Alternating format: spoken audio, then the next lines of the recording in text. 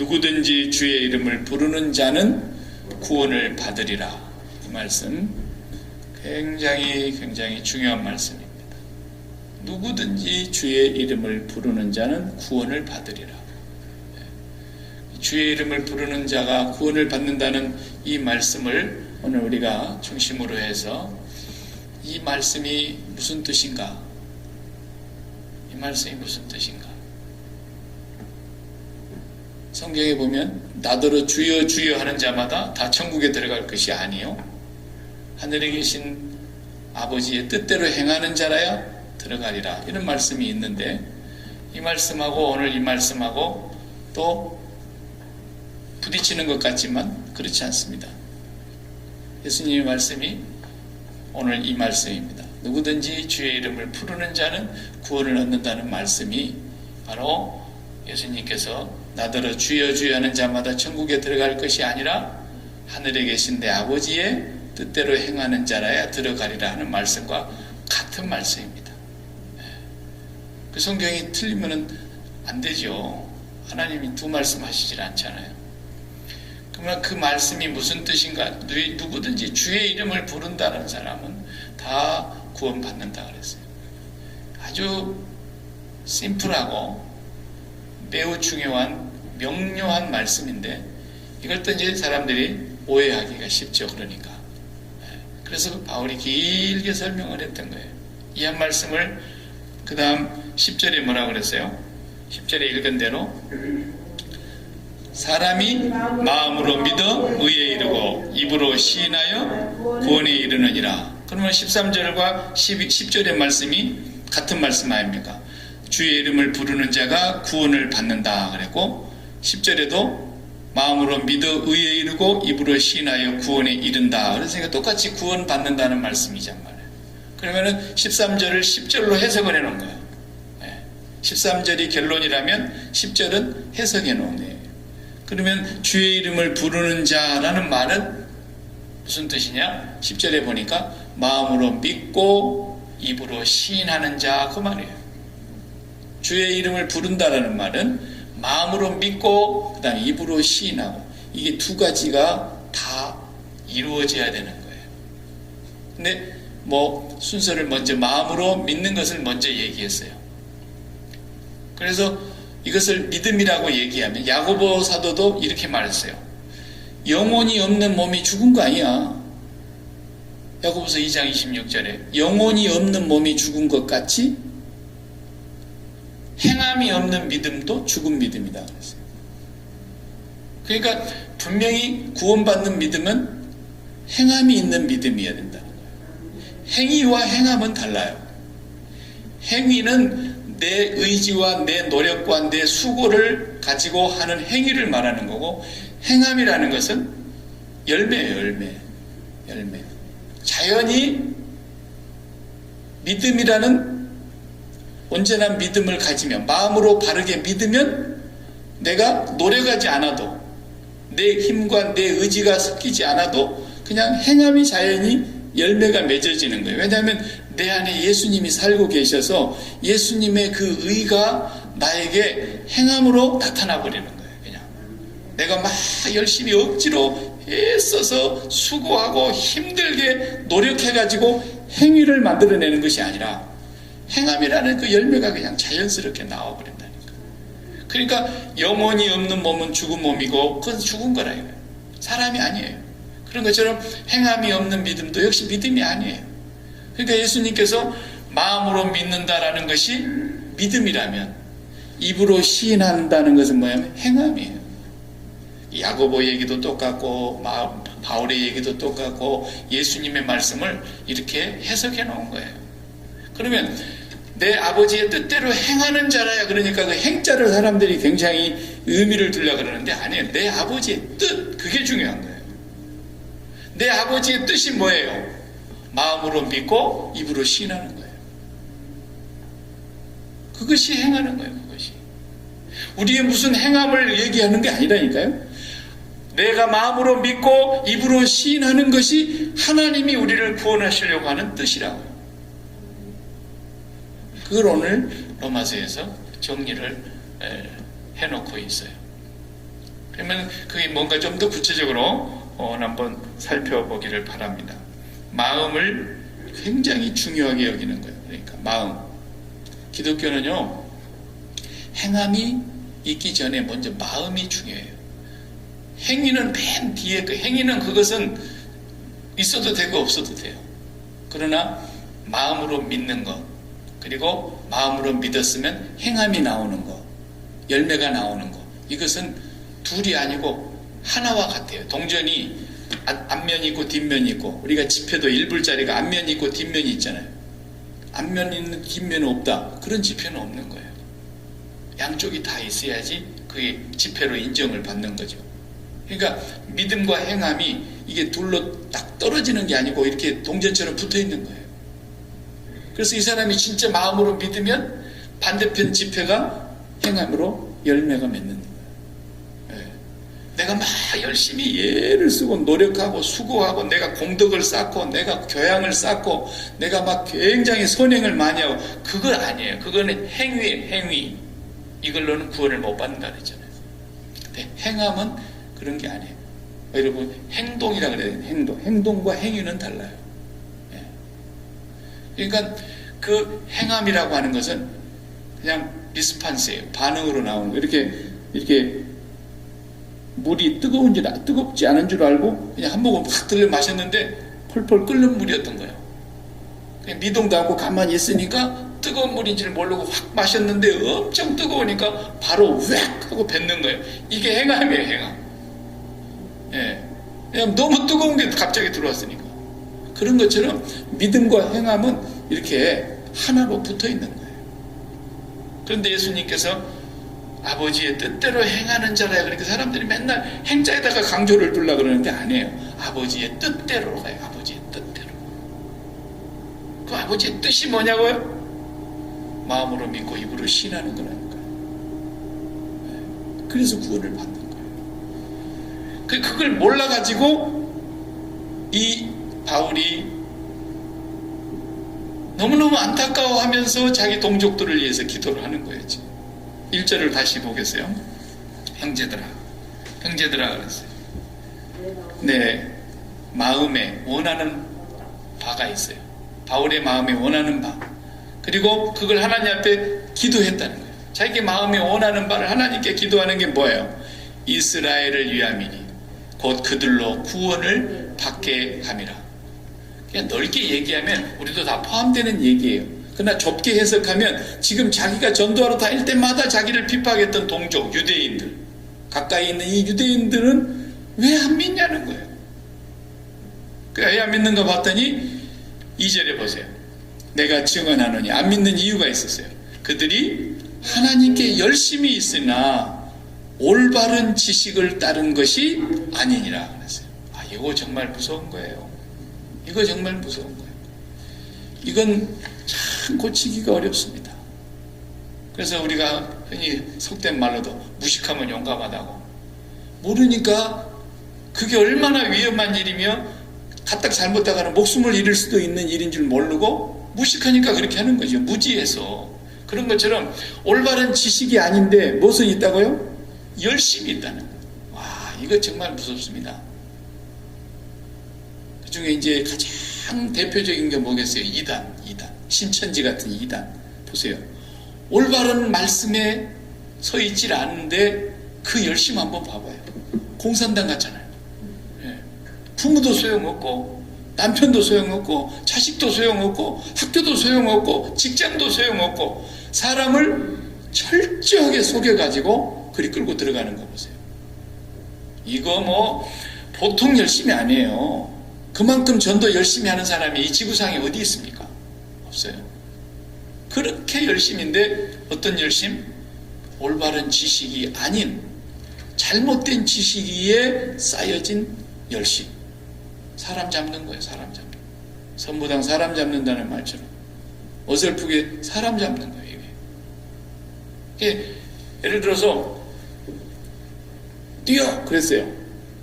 그런데 어디로 뛴지를 모르고 저마다 뛰는 거야. 그러니까 한 사람은 동쪽으로 가고 한 사람 서쪽으로 가고 한 사람 남쪽으로 북쪽으로. 근데 동쪽으로 가야 했던 거지. 동쪽으로 방향이. 근데 나머지는 서쪽, 남쪽, 북쪽으로 뛴 사람은 무진장 열심히 잘 뛰었어요. 1등 하도록 뛰었어요. 숨가쁘게 뛰었어요. 근데 뛴 만큼 어떻게 된 거예요? 목적지하고 멀어져 버린 거예요. 신천지가 그러고 있는 거예요. 여호와 증인들이 그러고 있는 거예요. 몰몬교 그러고 있는 거예요. 안식교 그러고 있는 거예요. 올바른 지식 위에, 다시 말하면 하나님의 올바른 말씀 진리 위에 그들이 있어서 열심을 냈다면 그보다 좋은 게 어디 있겠습니까? 그런데 무지해가지고 어리석은 지식으로 열심을 내니까, 누가 그렇게 했어요? 옛날에 요즘 이 편지 쓰고 있는, 로마서를 쓰고 있는 바울이 그랬어요. 열심으로는 어떻게 했다 그랬어요? 교회를 핍박하고.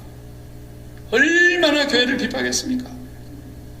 그 정말 성령이 충만하여 설교하면서 복음을 전하는 스데반 집사님을 그냥 때려서 죽이는 일에 자기가 책임지겠다고, 전부 나한테 옷 벗어놓고 내가 책임질 테니까 저놈 때려 죽여, 이랬단 말이에요.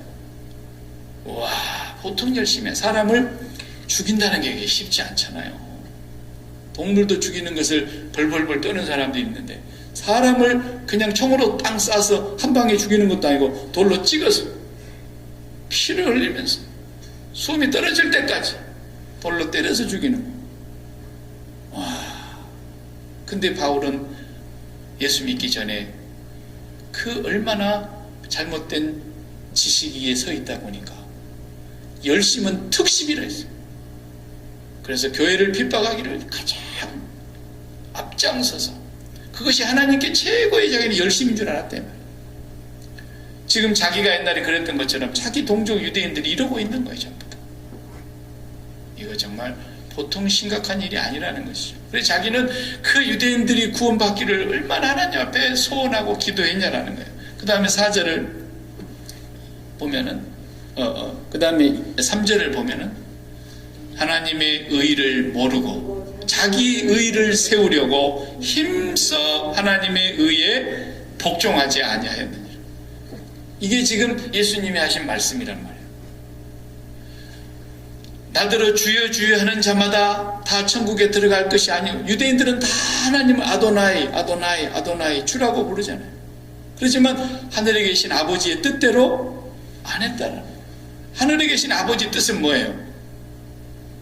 내가 만든 의를 입어라. 그냥 내가 의의 옷을 지어놨으니까 그 옷을 입고 와. 그냥 그럼 내가 의롭다고 해줄 테니까. 그런데 그 의의 옷을 끝까지 벗어버리고 안 입고 자기들이 스스로 의롭다고 생각하는 의를 가지고 하나님 앞에 온다는 거예요. 하나님 앞에 가겠다는 거예요. 하나님이 만들어 놓은 하나님의 뜻은 뭐예요? 예수 그리스도를 보내셔서 그 예수 그리스도를 믿는 자에게 죄 사함을 주시고 의롭다고 하시고 그 의로운 옷을 입혀주시는, 앞에서 우리가 로마서가 계속 그걸 보았던 거 아닙니까? 전반부에서 그 하나님의 뜻이 그것인데 그 뜻을 절대로 그들은 행하지 않는 거예요. 예수님 말씀 오해하면 안 돼요. 내 아버지의 뜻대로 행하는 자라 천국에 가려. 그러니까 뭐 또 착하게 살아야 된다, 뭐 또 선행을 해야 된다, 뭐 마음씨 곱게 써야 된다, 그 행함을 얘기하는 게 아니라 정말로 네가 예수 그리스도만 믿으면 그의 의를 너에게 덧입혀서 믿는 자를 의롭다 하시고 입으로 시인하면 내가 구원해 주겠다고 하는 그 하나님의 뜻을 그들은 쳐버렸다는 거예요. 그리고 끝까지 자기의 의를 가지고 하나님 앞에 나아가겠다고 하니까 참 얼마나 안타깝습니까? 얼마나 답답합니까? 의가 뭐예요? 하나님의 의가. 하나님의 의는 그냥 쉬운 말로 하면 네 내 마음에 꼭 든다, 그 말이거든요. 네가 내 마음에 합한 자다, 그런 뜻이에요. 근데 우리가 어떻게 하나님 앞에 합한 자가 될 수 있냐고요? 너무 죄가 많은데. 그런데 우리를 하나님께서 네 내 마음에 들고 네가 내 마음에 합한 자구나, 네는 나의 기쁨이다, 네는 나의 사랑하는 자다, 이렇게 해주시는 그것은 예수 그리스도의 의의 옷을 우리가 입었기 때문에, 예수님의 온전한 의 때문에, 예수님께서 율법의 마침이 되시니라 오늘 그랬잖아요. 율법의 완성자가 되심으로써, 예수님이 율법을 다 완성해 주심으로써 예수님의 그 의가 우리에게 값없이 주어졌기 때문에 예수님이 그렇게 의의 옷을 우리에게 주셨는데도 불구하고. 그래서 예수님이 또 비유 가운데 그 말씀하셨잖아요. 야, 가서 좀 이렇게 사람들에게 잔치를 내가 벌렸으니까 오라 그래라. 그래서 사람들을 시켜서 종들을 보냈더니, 아, 우리 주인이 잔치를 벌였습니다. 오십시오, 오십시오, 오십시오 했더니 한 사람은 어떻게? 아, 내가 밭을 샀는데 소를 시험해 보러 가야 된다고. 아, 나는 장가 들어가서 아예 못 가겠다. 아니 뭐 전부 다 저마다 핑계를 대면서 못 오지요. 그래서 주인이 나와서 보니까 잔치 자리가 아주 텅 비었어. 그러니까 막, 야, 너희들은 저 산울로 가서 동네방네 다 가가지고 누구든지 그냥 다 내려와. 다 가서 가득히 앉혀놨어요. 그래서 주인이 딱 잔치에 나와서 보니까 다 주인 한 사람이 와 있는데 한 사람만 딱 걸려. 그랬죠? 너 왜 옷 안 입고 왔어? 이랬잖아요. 주인이 옷을 다 보냈거든. 그 옷을 입고 들어오라는 얘기였어요. 근데 그 사람 한 사람만 옷을 안 입고 들어요. 왜 옷 안 입고 왔어? 그러니까 저 사람이 입이 있으나 말을 못하더라 그랬어요. 유구무원이건을 저 바깥으로 빼내서 슬피 울고 어두운 데로 내쫓아버려죠. 그 사람은 자기 의로 오려고 했던 사람을 얘기하는 뜻이에요. 그 비유가. 유대인들이 다 그러고 있는 거예요. 바울도 옛날에 예수 믿기 전에는 자기 의만 자랑했죠. 율법으로 흠이 없어 나는. 그러면서 자기 의를 주장했고. 그래서 저 잘못된 인간들을 때려 죽이는 것이 내가 하나님 앞에 최고 열심 내는 것이라고 생각하고 교회를 핍박하고 사람을 죽이고 이랬다. 이게 얼마나 잘못된 열심이, 잘못된 지식에 있는 열심, 이거 참 큰일입니다. 자칫 잘못하면 교회도 그런 사람이 있을 수 있어요. 그래서 자기 도구마에 빠져가지고 자기의 원칙과 자기의 철학, 자기의 신앙의 어떤 관념, 고정관념, 그래가지고 그것을 어기면 큰일 나는 거야. 큰일 나는 거야. 이런 사람은 그거 안 깨지면 구원 못 받고 결국 죽는 겁니다. 자기가 아무리 교회를 오래 생활했어도 소용이 없어요. 그건 그 불쌍한 사람이에요. 그게 안 깨지니까. 얼마나 안타까운지 몰라요. 우리 후배 하나는 그런 사람이 교회에 있었어요. 그래가지고 사사건건 시비야. 자기 기준이 안 맞으니까 재직회를 해도 그 사람 때문에 안 싸울 일을 또 싸워. 재직회를 해도 그 사람 때문에 10분이면 끝날 재직회 1시간마다 안 끝나고. 그래갖고 당회실로 잠깐 좀 내려오라 그랬대. 그래갖고 그냥 주먹으로 쳐버렸대. 문 잠가놓고. 오 마이 갓. 그리고 지금 목회 안 하고 택시 운전기사 하고 있어요. 걔도 죽어야 되는데 지가 못 죽어갖고 또 그런 거예요. 옥사를 하려면 죽어야 되거든. 간을 빼버리고 와야 되거든. 오장육부를 다 빼버리고 와야 되거든. 근데 그 성질 나가지고 그냥 저 아버지 같은 사람을 패버렸어. 근데 한쪽에서 오죽하면 패버렸겠냐 그런 얘기도 하는 사람이 있지만 패면 안 되죠. 그러나 그 사람이 너무 불쌍해서 바울 사도처럼 가슴을 찢는 심정으로 하나님의 그 안타까워하는 마음으로 기도를 해줘야지. 그죠? 뭐 그래도 안 깨지면 할 수 없지. 어떻게 하겠어? 아, 저 양반 택함이 없는가 보다 그러고 말아야지. 그렇죠? 예수 안 믿었으면 그 사람 만날 일도 없는데 왜 공연히 예수 믿어가지고 그런 사람 때문에 내 마음을 빼앗기냐. 그 마음 빼앗기는 것이 바로 뭐예요? 이 시인을 못하는 거예요. 마음으로는 믿었는데 시인을 못하는 거예요. 행함이 없는 거예요. 어쨌든 좀 빗나갔지만 자우간 그 유대인들은 끝까지 자기들의 의의를 가지고 나오겠다고 하니까 그들은 하나님의 뜻대로 행하는 자들이 아니었던 거예요. 아버지는 그냥 예수님의 옷만 덜렁 입고 나오라는데, 예수님의 의만 입고 나오라는데, 나의 의는 이것뿐 예수의 피밖에 없네. 나는 공로 없도다 예수의 피밖에 없네. 그렇게 오라는데 그렇게 쉬운 길을 놔두고 그렇게 열심을 내고 있는데, 어떤 열심이요? 율법 하나도 어기지 말아야 된다는 거예요. 그렇게 열심을 내는 거예요. 그것도 모자라다고 더 열심을 내서 율법을 안 지키는 사람을 죽여버려야 된다고. 사도 바울이 예수 믿기 전에는 살인자 같은 짓을 했다. 이렇게 살아가고 있는 삶이 바로 자기의 동족들이었다는 것이. 그 다음에 이제 5절을 또 보세요. 4절 보세요. 그리스도는 모든 믿는 자에게 의를 이루기 위하여 율법의 마침이 되시니라. 예수 그리스도께서 율법의 마침이 됐다는 말은 율법을 완성했다 이 말이에요. 율법이 끝났어요. 이제. 주님이 율법을 완성하셨기 때문에. 율법을 지킬 수 있는 사람은 이 세상에 아무도 없고, 율법 아래 다 매여 있고, 율법 아래서 우리가 다 죄인 되었는데, 이 율법을 오셔서 완성하셔서 그 율법을 다 이루신 분은 예수님 한 분뿐이에요. 그분은 하나님이시여 그 하나님의 의를 우리에게 거저 주신 것이었어요. 예수 믿는다는 것이 바로 그런 거예요. 예수 믿음으로. 근데 이 재밌는 말씀이 있어요. 5절 이하에 붙어서 보면은 모세가 기록하되 율법으로 말미암는 의를 행하는 사람은 그 의로 살리라 하였거니와. 이 말은 무슨 말이에요? 나는 끝까지 율법 지켜서 율법으로 의롭다함을 얻겠다 하는 사람은 어떻게 하는 거예요? 어떻게 해요? 그 의로 살리라 하였거니와. 그러나 그게 사라집니까? 오히려 뭐라 그랬어요? 내가 너희 앞에 복과 저주를 주었나니 율법을 지키는 자는 복을 받을 것이요 지키지 않는 자는 저주를 받을 것이라 그랬어요. 근데 사람들이 다 율법을 지켰냐고요? 오히려 저주 받게 돼 있잖아요. 그러니까 하나님께서 그 율법을 주셨을 때에 그것으로 인해서 그들을 구원하려고 주신 것이 아니라 그들을 하나님 앞에 살게 하려고 주신 거예요. 하나님 앞에 있게 하려고.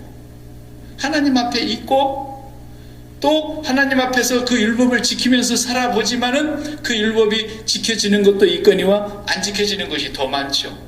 그래도 그들은 하나님이 제사 방법을 통해서 죄를 용서받을 수 있도록 계속 길을 주셔서 그 하나님 앞에 있게 하려고 주신 거예요.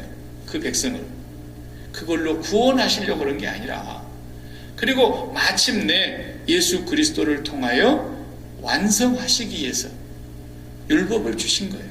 그러니까 그리스도께서 율법을 위하여 있는 것이 아니라 이 모든 율법이 마지막에 하나님의 독생자 예수 그리스도를 위하여 주어진 거예요.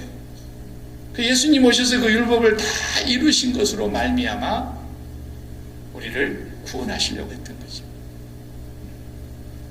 그리고 그러면 그 대표적인 자를 이스라엘을 선택을 했는데 그들을 선택해서 그들을 통해서 율법을 주시고 그들을 통해서 아브라함을 보내고 그들을 통해서 다윗을 보내고 그들을 통해서 예수 그리스도를 보내려고 그냥 선택했던 것뿐이에요. 그 민족은. 그래서 이 민족을 통해서 만 백성이 천하 만민이 다 예수 믿음으로 복을 받게 하려고 예수님은 그 때문에 거기 오신 것이죠. 이 사람들은 그렇게 생각하지 않고 우리만 구원을 받게 되는 것이고 나머지는 구원을 받을 수 없다고 그들은 주장을 했던 거예요. 그래서 율법을 갖고 있는 특권만 강조했던 것이죠. 그러나 율법을 그들은 지키지 못했다고 성경은 말하고 있습니다. 그 다음 6절 보세요. 믿음으로 말미암는 의인은 이같이 말하되 내 마음에 누가 하늘에 올라가겠느냐 하지 말라 하니 올라가겠다 하면 그리스도를 모셔 내리려는 것이요 혹은 누가 무적에게 내려가겠느냐 하지 말라 하니 내려가겠느냐 하면 그리스도를 죽은 자 가운데서 모셔 올리려는 것이라. 다 같이 8절. 그러면 무엇을 말하느냐? 말씀이 내게 가까워 내 입에 있으며 내 마음에 있다 하였으니 곧 우리가 전파하는 믿음의 말씀이라. 그랬어요. 이 말씀이 뭐 좀 번역이 어렵죠? 무슨 말인지?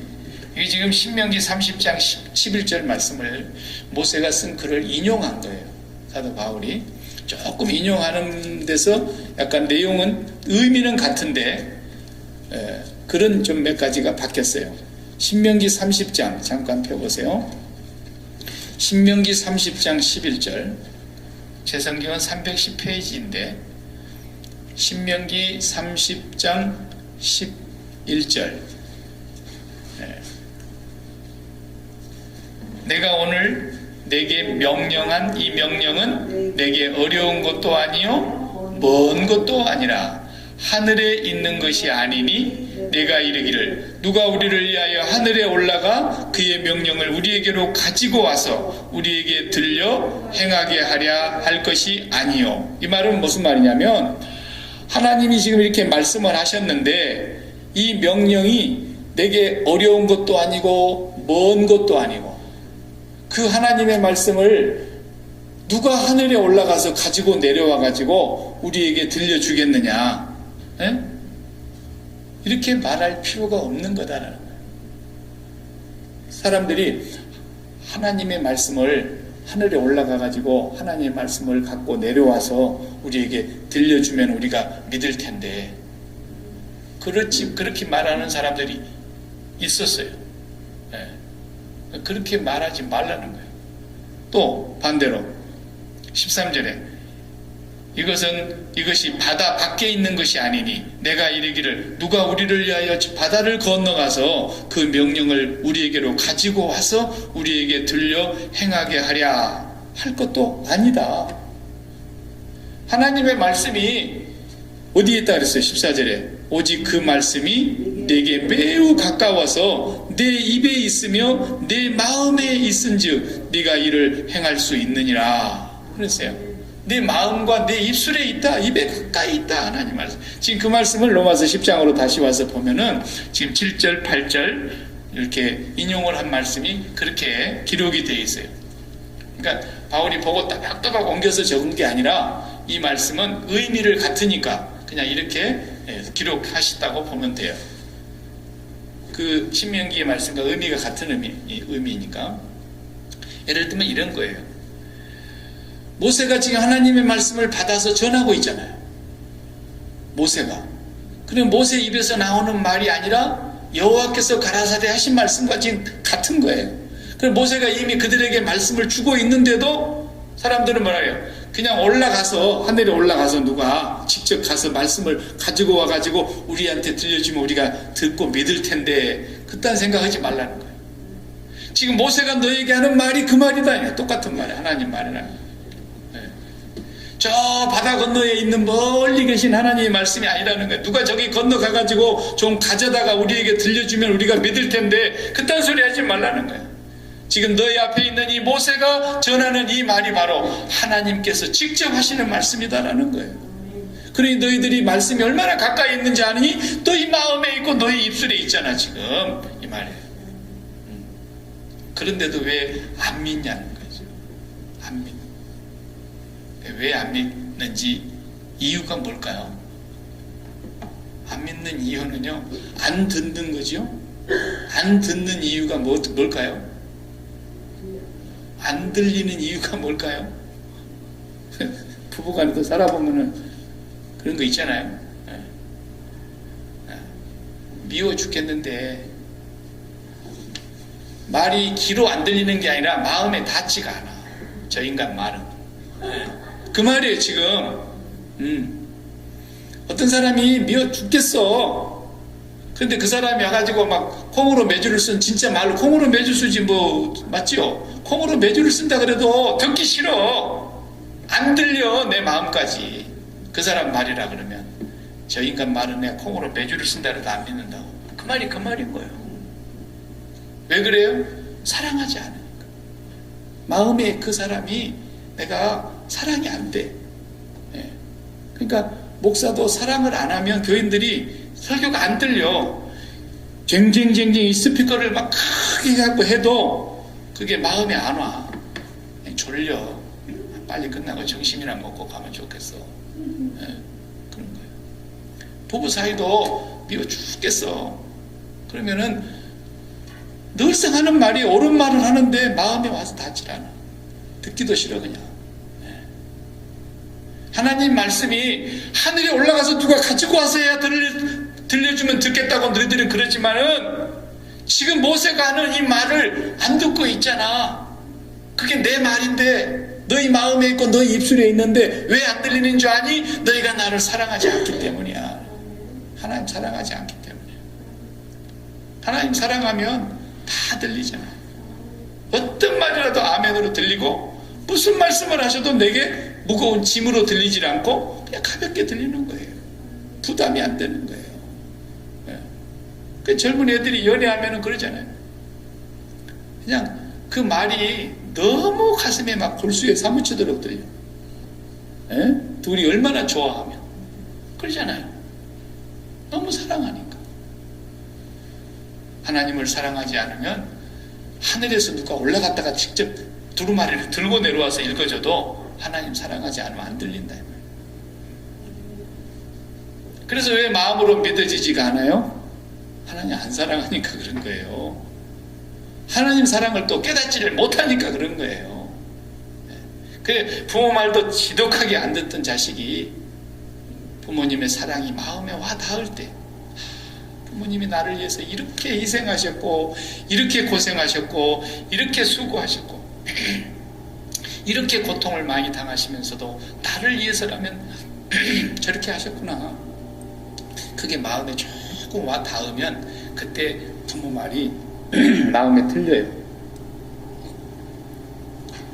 그렇죠? 그러니까 그 마음 속에 하나님의 사랑을 깨닫지 못하는 것과 또 하나님의 사랑을, 하나님께 내가 사랑을 나타내지 못하는 것, 이것 때문에 하나님 말씀 아무리 들어도 들리지가 않아요. 자, 그 다음에 읽어봅시다. 9절. 네가 만일 내 입으로 예수를 주로 시인하며, 또 다같이 그를 죽은 자 가운데서, 예,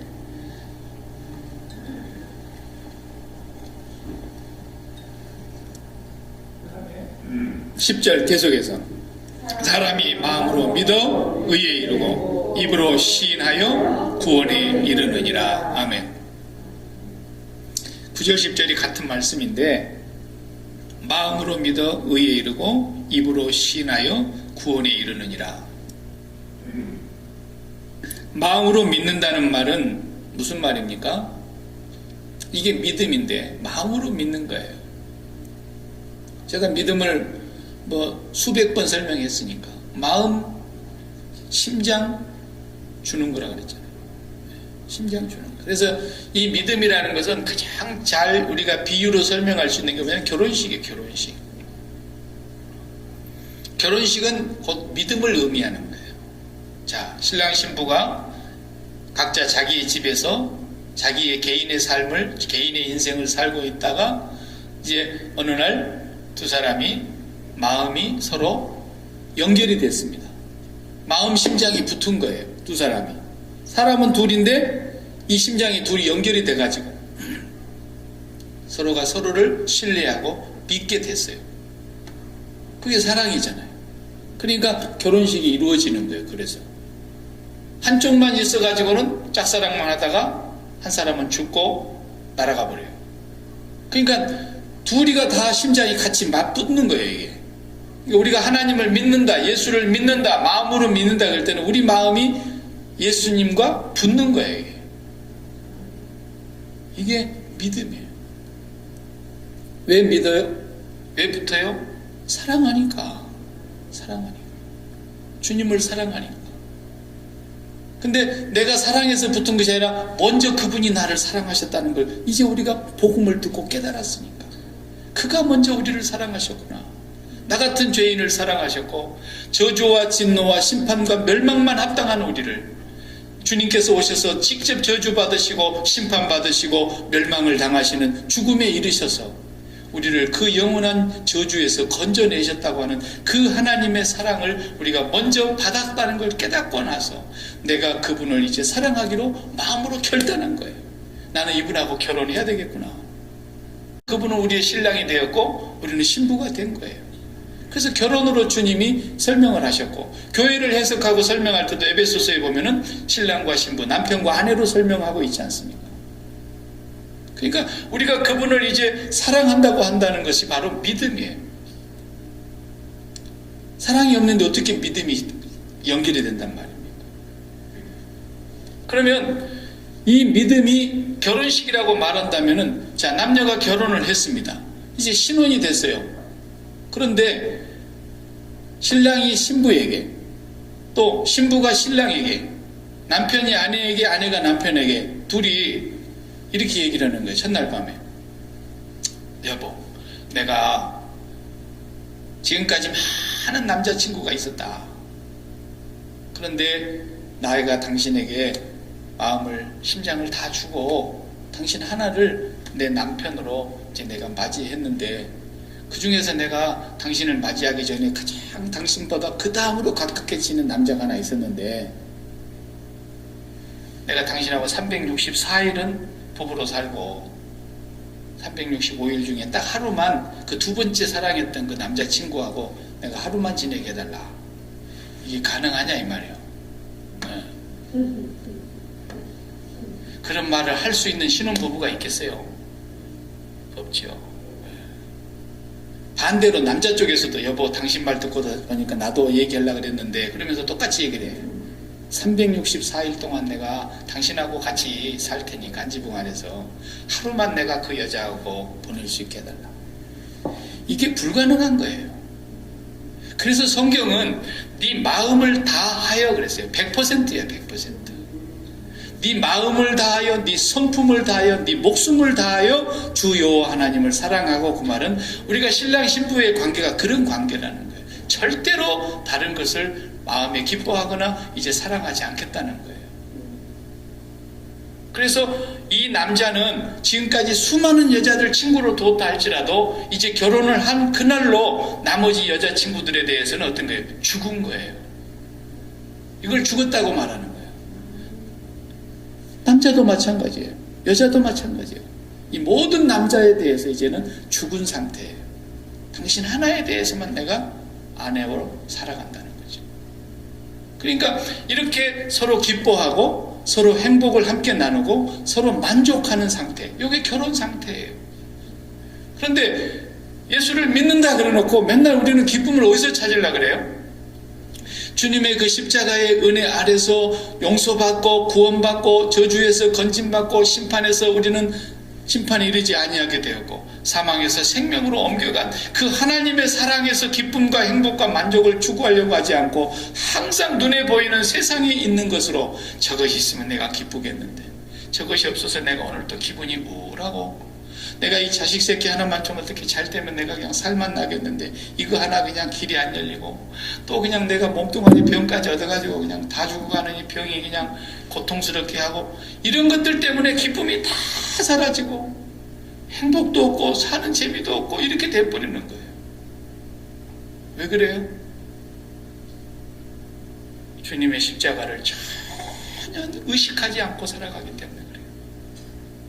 그냥 그것은 교리야, 교리. 사순절이나 한 번 오면 십자가 설교 목사님이 하니까 십자가 설교 한 번 듣고 그냥 눈물도 안 나지만 눈물 찔끔 한번 짜고 그냥 그러고 넘어가는 하나의 신앙의 어떤 그냥 그 습관이 된 게 습관이. 지금 이 순간에 내가 뭔 일을 하고 있다가도 갑자기 전화가 오면은 전화 받아야 되잖아요. 아주 급한 일에 힘든 일이고 아주 내가 중요한 일이 아니고서는 밥 먹다가 전화 왔을 때 전화 받잖아요. 그런데 우리는 그것은 그렇게 잘하면서 우리와 한순간도 떠나지 아니하시고 우리의 마음에 와 계시는 그 주님은 의식하지 않고 산다니까. 의식을 안 해버려요. 의식을 안 해버려요. 아예 생각을 안 해버려요. 하루 종일. 이렇게 사는 사람이 예수를 믿는다고 말할 수 있겠어요? 신혼부부가 몸을 떨어져 하고 서로 딴 직장에 있어도 하루 종일 생각한다니까요. 자기 직장 상사한테 막 일 잘못했다고 혼나고 욕먹고 막 그래도 그 순간에는 조금 마음이 석연치 않게 아프지만은 그래도 돌아서서 다시 화장실에 가가지고 눈물 닦고 나면 또 자기 와이프 생각나고 자기 남편 생각난다니까. 신혼부부는 그렇게 마음에 의식하고 있는 거예요. 그리고 퇴근하면 바로 달려갈 준비가 되어 있고 말이죠. 근데 우리 마음속에 계시는 하나님을 의식하지 않고 살아가는 거예요. 그런데 마음으로 믿는데, 그러니까 성경이 말해요. 나더러 주여 주여 하는 자마다 웃기지 말라는 거야. 언제 네가 나를 믿었냐는 거지. 안 믿는 거야. 안 믿는 거야. 주님으로 인해서 기뻐해야죠. 비록 내 몸에 병이 있다. 병이 있죠. 병이 있지만 내가 이 병 때문에 내 기쁨과 내 행복과 내 만족을 나는 빼앗기지 않는다라는 거예요. 왜? 주님이 계시니까. 주님이 나를 사랑하시니까. 병든 나를 이대로 사랑하시고 내가 이 병을 고쳐주지 않아도 주님은 나를 사랑하시고, 내가 이 병으로 이제 얼마 뒤에 죽을지라도 주님은 나를 사랑하시는 것을 끊어내지 않으시고 영원히 나를 사랑하실 그 주님을 생각하면서 감사하는 거예요. 다니엘은 그것이 너무 소중하기 때문에, 나는 하나님과 끊어져서는 절대로 안 되기 때문에, 율법은 하나님과 연결되게 하는 것이기 때문에 그 율법을 통해서 볼 때에 저 우상 앞에 바친 제물로 나는 고기를 먹지 않겠다. 그래서 난 채식만 달라. 그래도 나는 하나님과 떨어지는 것을 나는 제일 두려워하니까 나는 저 율법을 어기는 일은 하지 않겠고 채식만 먹겠다. 다니엘은 거기서 결단을 하는 거예요. 우리가 믿는다는 것이 그런 거예요. 의식하는 거예요. 내가 비록 지금 내 마음에 어려운 환경이 있고 내 몸에 병도 있고 내 자식의 문제도 답답하고 내 사업도 그냥 제대로 되지 않고 그런 문제가 산적해 있어서 눈으로 보이고 귀로 들리고 마음으로 느껴지고 손으로 만져질지라도 그보다도 더 나에게 가까이 계시는 분은 하나님이다라는 거예요. 그분을 의식해야 되는 거예요. 그분은 일순간에 나를 떠나지 않으시고 내 목구멍에 침 삼킬 동안도 나를 잊지 않으시는 분이세요. 그분을 매일 의식하고 그분의 은혜를 날마다 기억하면서 나는 그래도 주님이 계셔서 기쁘다라는 거예요. 기뻐하기로 결단하는 거예요. 무화과 나무에 열매가 없어요. 진짜 밭에 식물이 없어요. 외양간에는 소도 없고 우리의 양도 없고 포도나무에 열매가 없을지라도 나는 나를 구원하신 여호와 하나님을 기뻐하고 즐거워하겠다고 결단하는 거예요. 이게 마음으로 믿는 거예요. 이게 마음으로 믿는 거예요. 내 혼자 그렇게 그분과의 사랑을 날마다 의식하고 그분과의 사랑을 날마다 생각하고 살아가는, 이게 마음으로 믿는 겁니다. 이것이 내 마음 심장을 그분에게로 드리는 겁니다. 왜? 그분이 나를 사랑하셨기 때문에, 그분이 나를 구원하셨기 때문에. 그 다음에 입으로 시인하는 건 뭐냐? 입으로 시인하는 건 행함이에요. 행함. 결혼식이 끝났어요. 이제 깨가 쏟아져 아주 그냥. 그러면 입으로 시인하는 건 뭐예요? 반지 딱 끼고, 저는 빼고 다닙니다만, 다 벗어진 그 인간을 누가 쫓아다닐 사람 누가 있겠습니까? 반지 없다고. 예? 그러나 반지 끼고 돌아다니면서 우리 아내 자랑하고 풀풀 팔불출처럼 어쨌든 결혼한 사람이라는 걸 가서 소문내야 되는 거예요. 어떤 인간은 결혼 안 한 것처럼 미스들만 보면 그냥 침을 질질 흘리면서 결혼한 거 숨기고 바람 피고, 이건 뭐예요? 마음으로 믿는 거 아니에요. 절대로 아니에요. 네. 그러니까 입으로 시인하는 것은 가서 내가 결혼한 사람이고 유부남이고 또 내가 자식이 있고 이러면서 가정을 자랑하는 거예요. 입으로 시인해야 되는 거예요. 결혼했으니까. 마찬가지예요. 오늘 우리가 이 세상을 살아가는데 눈에 보이는 것이 얼마나 많습니까? 오감각기관이 코로 냄새 맡는 것까지 해서 입으로 맛보고 코로 냄새 맡고 귀로 눈으로 손으로 오감각기관으로 인해서 모든 정보를 우리가 듣잖아요. 그 뉴스를 들었어요. 뉴스를 들었더니 뉴스가 아주 나한테는 정말 불안을 안겨다주는 그런 뉴스요. 뉴스가 아니라 정말 왼수야. 응? 그런 뉴스를 들었을 때 내 마음이 귀로 듣고 나니까 이 귀라는 청각이라는 감각기관으로 딱 듣고 나니까 마음이 쫙 가라앉는 거예요. 그러면서 또 가서 눈으로 보게 되니까 더 마음이 가라앉는 거예요. 그래서 막 온몸으로 느껴지는 거예요. 그럴 때 어떻게 해야 돼요? 입으로 시인해야 된다니까요. 입으로 시인해야 돼요.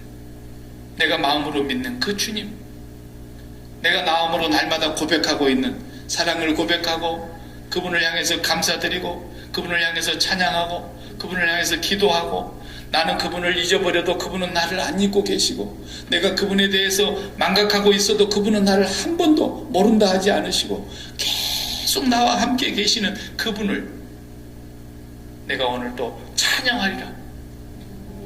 내가 그분으로 인해서 기뻐하리라. 내가 그분으로 인해서 하나님께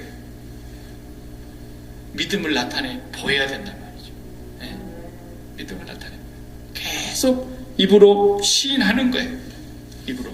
그래서 저와 여러분이 진짜 믿는다는 것이 무엇인가, 그리고 입으로 시인한다는 것이 무엇인가, 이것을 우리 마음속에서 직접 매일마다 하나님 앞에서 확인받아야 돼. 자, 내가 이제 검사라고 해봅시다. 목사 안 하고 검사. 검사인데 예수를 믿는 검사야. 그래서 교회 가면은 장로야, 가령.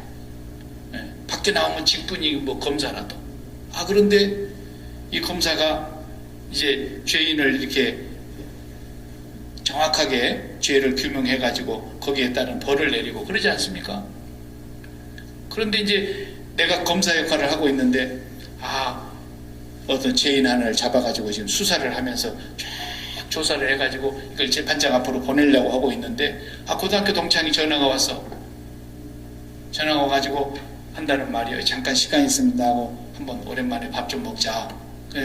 어떻게 뭐 거절하지 못하고 밥 먹으러 갔는데, 뜬금없이 내가 지금 수사하고 있는 사람이 관련자야. 알고 보니까. 그래가지고 두 사이가 아주 그냥 막역한 사이인데 얘가 지금 니한테 잡혀갖고 수사받고 있다면서 이래 되는 거야. 그럼 어때요? 그 자리에 바로 박차고 나와야 돼요. 근데 그렇게 안 되잖아. 이제 술자석이 다 벌어졌으니까 여자 차고 세상이 그렇게 돌아가잖아요. 그러면은 거기다가 이제 그 수사받는 이 인간이 돈을 왕창 갖고 와가지고 그 친구한테 부탁을 해서 사과상자에다가 돈을 가득히 담아가지고 그 친구를 통해서 이제 저녁에 밥 사주면서 이제 그 사과 한 상자 들여주잖아요, 차에다가. 그러면 이 검사가 예수를 믿고 나를 가령 교회 안에서 내가 교회 가면 장로님이라고 사람들이 그러는데, 이 검사가 돈을 사랑하면 어떻게 되겠어요? 생면부지의 사람 아닙니까? 이 죄인은 지금 자기가 다루고 있는 죄인은 아는 사람이 아니잖아요. 그런데 이 아는 자기 고등학교 친구를 통해서 이렇게 돈이 들어와서 돈이. 그러면 이 검사가 돈을 사랑하면 어떻게 되겠어요? 돈을 사랑하니까 그냥 친구 말이 싹 들리죠. 그죠? 돈을 사랑하니까. 그러나 이 친구가 절대로 돈을 사랑하지 아니야. 그런 사람이면 친구가 아니라 친구 할아버지가 와서 얘기해도 안 들리는 거죠, 그 소리가. 이게 바로 입으로 시인하는 거예요. 입으로 시인하는 거예요. 우리에게 그런 유혹이 얼마나 많은지 몰라요. 이것이 있었으면 좋겠다. 저것이 이루어졌으면 좋겠다. 뭐 우리 교인들이야 그런 사람 누가 있겠어요? 뭐 집이 좀 큰 집이 하나 있어, 대궐 같은 집이 하나 있었으면 좋겠다. 그냥 그것을 얻기 위해서 막, 그러면 돈이 또 필요하잖아요. 그러니까 막 아주 그냥 개처럼 벌어갖고 정승처럼 쓰라 그랬다고. 돈에 그냥 몰입을 해가지고 주일날도 그냥 문 열고 계속 그냥 교회도 안 나와버리고, 그러면서 어떻게 쓰는지 막 돈을 더 많이 벌어가지고 큰 집을 하나 내가 사야 되겠다. 그게 뭐예요? 입으로 시인하지 않는 거예요 지금. 왜? 나는 이게 있어야 지금 행복하고 나의 나됨을 자랑할 수 있고 내 위엄을 사람들 앞에 보일 수 있고 나의 나됨이 이런 것이라고 생각하고 있으니까. 지난 주일날 말씀드린 대로 그것이 기쁘다는 거예요. 자기는 그것이 행복이라는 거예요. 그것이 자기 인생의 성공이고 만족이라는 거예요. 얼어 죽을 예수 믿는 겁니까? 그게 아니죠. 그렇기 때문에 입으로는 시인하지만, 마음으로는 믿지만 입으로 시인하지 않고 있는 이중적인 삶을 살고 있는 거예요. 이런 것들이 전부가 다 우상숭배입니다. 우상숭배. 그래서 탐욕이 우상숭배니라 그랬던 거잖아요. 그런 것을 그렇게 원하고 있으면서, 그런 것을 그렇게 기뻐하면서, 그런 것 때문에 내가 행복하겠다고 생각하면서 예수님을 믿는다고요? 예수 믿는 거 아니죠. 하나님이 크겠습니까? 돈 몇 푼이 크겠습니까? 그래서 우리가 기도할 때에 하나님, 내가 하나님의 사랑을 지금 조금밖에 못 깨닫고 있는데 하나님의 사랑을 더 큰 사랑을 깨닫게 해주세요. 하나님의 사랑은 측량할 수 없는 사랑인데 그 사랑의 크기가 얼마나 큰 사랑인지를 제가 깨닫기를 원합니다. 이게 기도 제목이어야 돼요. 그 사랑이 깨달아지고 그 사랑이 나에게 물밀듯이 흘러올 때마다 하나님의 사랑으로 충만해져서 우리는 마음으로 그분을 더 믿게 되는 것이고, 그럼으로써 우리는 더 이상 딴 데 눈을 돌리지 않고 오직 주님만 시인하게 되는 거예요.